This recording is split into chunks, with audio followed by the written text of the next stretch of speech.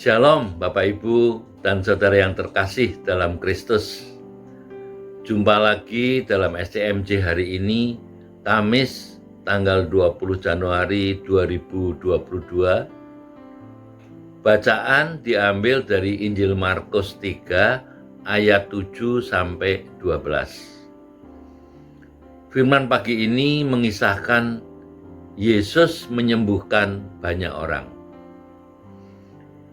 Saya tertarik dengan ayat 10 yang berbunyi, sebab ia menyembuhkan banyak orang sehingga semua penderita penyakit berdesak-desakan kepadanya hendak menjamahnya.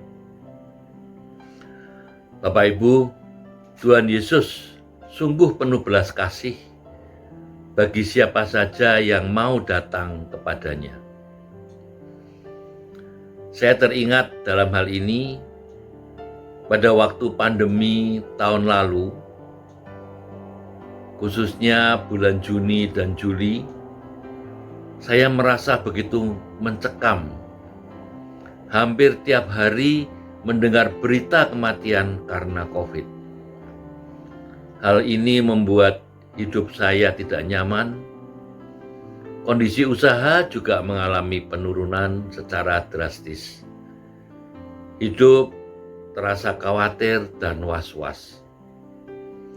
Ditambah lagi Bapak Ibu, saya mendengar kabar anak saya harus menjalani isoman karena positif COVID. Saat itu saya panik dan bingung, berkecamuk jadi satu.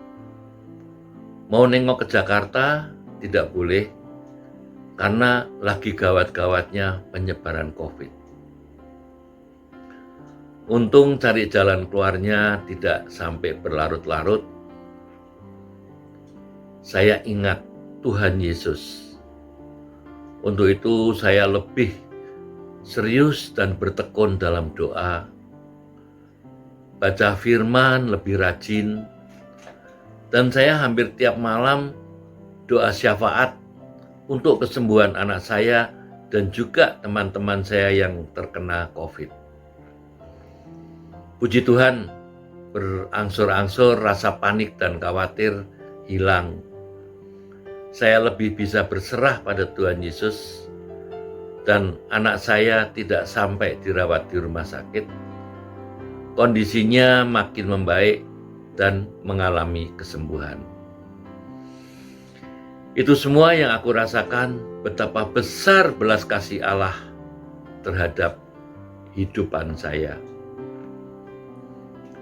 Melalui firman hari ini, saya merasa diteguhkan kembali bahwa hidup sebagai pengikut Kristus terkadang mengalami kesulitan dan hambatan atau keadaan yang tidak menyenangkan. Tetapi marilah kita jadikan hambatan dan kesusahan sebagai tantangan untuk kemajuan dalam iman dan keteguhan.